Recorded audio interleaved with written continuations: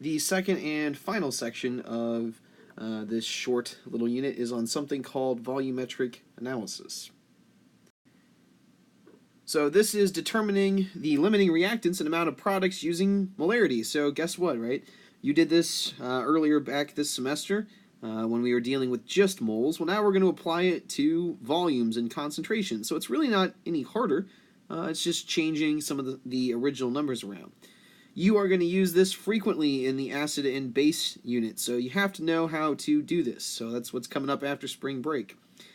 Similar strategy is solving limiting reactant problems. We got to figure out how much of a product we're going to make and then compare it to the other reactants. So here is our example. We got copper 2 chloride plus Na2S. Both of those are aqueous, giving us solid copper 2 sulfide and aqueous sodium chloride. So that is going to be a precipitate reaction, right? A double replacement precipitate reaction. So your problems are going to look something like this on your homework. There'll be a few things for you to do, a couple of sections. Firstly, balance the equation above. If you have not already done that, that'll be what, if it's not already balanced, that is. And B, if 10 milliliters of 0.500 molar CuCl2 reacts with 10 milliliters of 0.35 molar Na2S, what is the limiting reactant? C, what is the mass of CuS produced from this reaction? And D, what is the concentration of NaCl when the reaction is complete? So let's just go ahead and balance it real quick.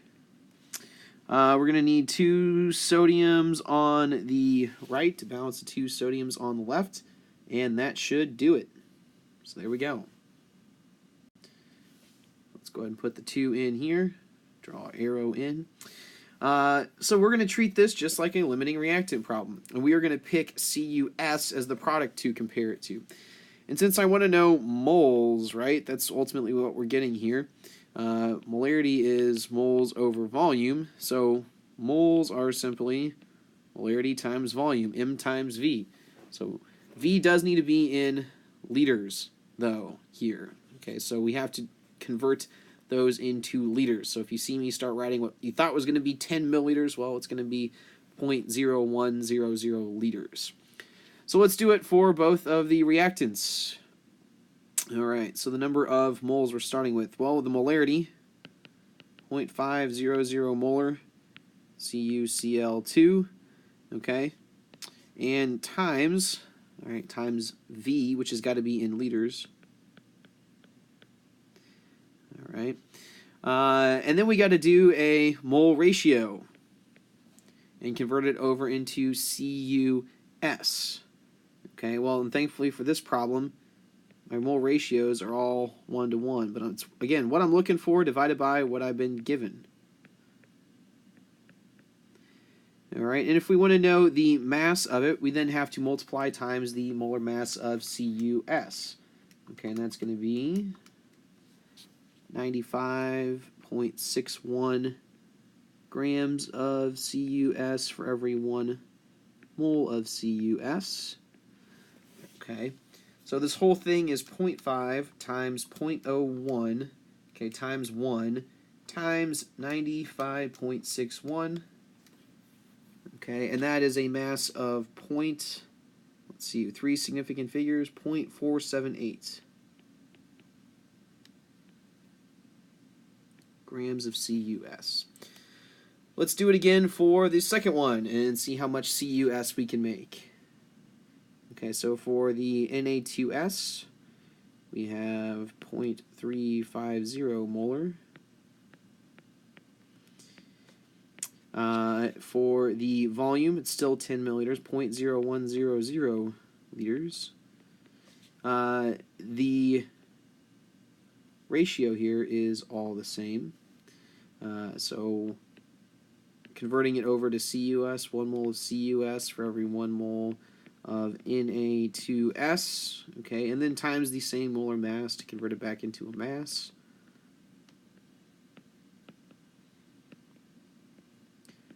All right, and that whole thing is going to give us a total of 0.335 grams of CuS.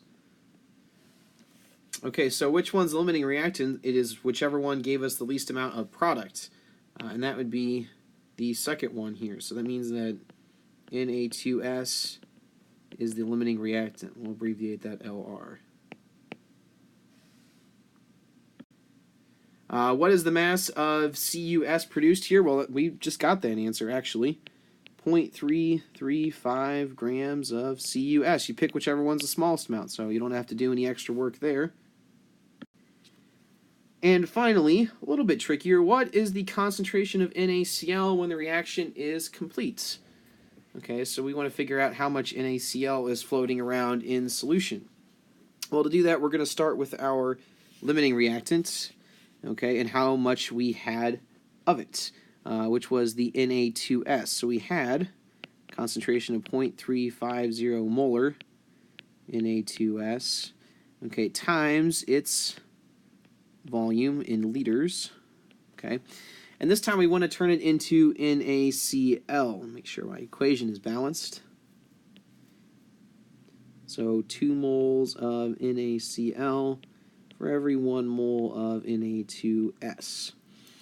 And so this will actually stop right here, okay, since we have 0.350 times 0.01 times 2, okay, and this is going to give us with three significant figures, 0.00700 moles of NaCl. And since it wants, what is the concentration? It means moles over volume. Well, I just got this value, right?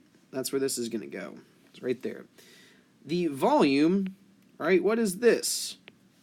Right, what is the final volume? Well, each of your reactants, a few problems back, I had 10 milliliters of this and 10 milliliters of this. You've taken two solutions and poured them together.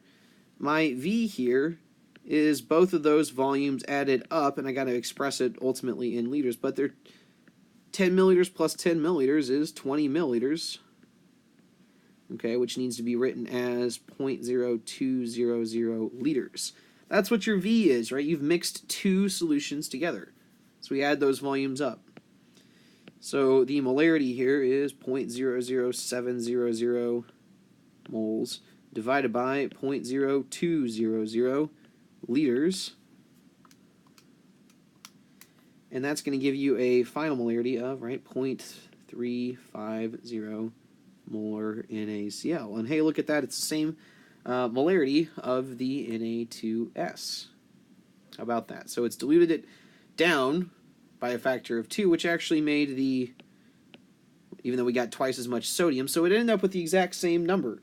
The sodium doubled because it's now Na instead of Na2, and the volume doubled, so we ended up with the exact same concentration. So there you have it.